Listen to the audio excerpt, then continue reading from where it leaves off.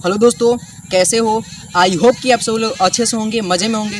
तो पुनः आप लोगों को स्वागत है आपके यूट्यूब चैनल सुनी क्लासेज गंज बनासरा में। तो प्यारे दोस्तों, अगर आपको वीडियो पसंद आता है तो आप अपने दोस्तों में शेयर करें और नया चैनल पर नए हैं तो हमारे चैनल को सब्सक्राइब कर लें। तो दोस्तों, आज की क्लास में हम लोग पढ़ेंगे 11th क्लास के लिए फिजिक्स का एक टॉपिक है और उस टॉपिक का नाम है प्रक्षेप गति। तो दोस्तों, मैं बता दूँ, ये जो टॉपिक है आपके लिए इम्पोर्टेंट है क्योंकि आपके कई सारे एग्जाम में पूछे गए हैं। तो दोस्तों देखिए, आपके लिए हम लोग फील्ड पर आए हैं। देख सकते हैं कितना कठिन वीडियो बना के हम लोग प्रैक्टिकल के साथ आपको दिखाने वाले हैं, ठीक है। तो दोस्तों, प्रैक्टिकल के साथ हम लोग करने वाले हैं। आइए आज हम लोग समझेंगे प्रक्षेप गति है क्या। आपके दिमाग में फिट हो जाएगा प्रक्षेप गति है क्या। उससे पहले मैं कुछ गिटी ले लेगा हूँ, मैं इसको वस्तु बोलूँगा, ठीक है। आप इसको गिटी भी बोल सकते हैं, हम इसको वस्तु बोलेंगे क्योंकि फिजिक्स के दृष्टि से हम इसको क्या बोलेंगे, वस्तु बोलेंगे, ठीक है। बस आप एकाग्रचित्त इस वीडियो को देखिए, गारंटी देता हूँ कि आपको यह टॉपिक समझ में आ जाएगा। देखिए, मैं इसको क्या कर रहा हूँ, कैमरामैन थोड़ा इसको जब मैं उछालूंगा तो आप दिखाइएगा, मैं इस वस्तु को उछालूंगा, ध्यान से देखिएगा। देखिए, इस वस्तु को क्या किया मैंने, उछाला, ठीक। जब इस वस्तु को उछाला तो ये कुछ समय के लिए क्या हो गई, उड़ान में हो गई। देखिए, उड़ान में हो गई कि ना हो गई। तो जब किसी वस्तु को हम लोग उछालते हैं तो वो उड़ान में हो जाती है, इस प्रकार, जिस प्रकार मैं आपको दिखा रहा हूँ। ये क्या हो जा रही है, उड़ान में हो जा रही है। इसी को हम लोग कहते हैं प्रक्षेप गति। कोई डाउट? यानी किसी भी वस्तु को उछालने पर वह प्रक्षेप में हो जाती है या उड़ान में हो जाती है। इसी को हम लोग कहते हैं प्रक्षेप गति। और यहीं से आप एक और बात समझ सकते हैं।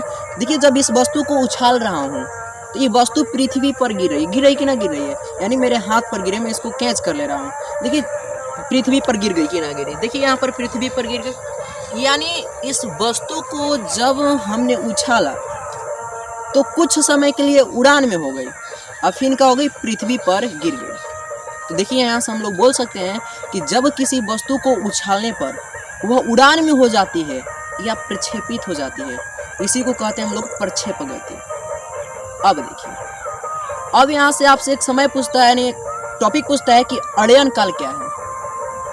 तो किसी वस्तु को उछालने में और उस पृथ्वी पर गिरने में उस वस्तु को जितना समय लगता है, उसी समय को हम लोग कहते हैं अध्ययन काल। जी हाँ दोस्तों, देखिए, जब मैं इस वस्तु को ऊपर से नीचे की ओर गिरा रहा हूँ तो ये पृथ्वी की तरफ गिर रही है कि ना गिर रही है? जी हाँ, गिर रही है। तो ऊपर से नीचे गिरने में ये जितना समय ले रही है, इसी को हम लोग कहते हैं प्रक्षेप गति, सॉरी अध्ययन काल कहते हैं। और जो वस्तु उड़ान में हो जाती है, इसी को हम लोग कहते हैं प्रक्षेप गति। तो उम्मीद करता हूँ कि आपको प्रक्षेप गति और अध्ययन काल समझ में आ गया होगा। फिर मैं आपको एक बार बता दे रहा हूँ कि जब आप किसी भी वस्तु को उछालते हैं तो वो उड़ान में हो जाती है या प्रक्षेपित हो जाती है, उसी को हम लोग कहते हैं प्रक्षेप गति।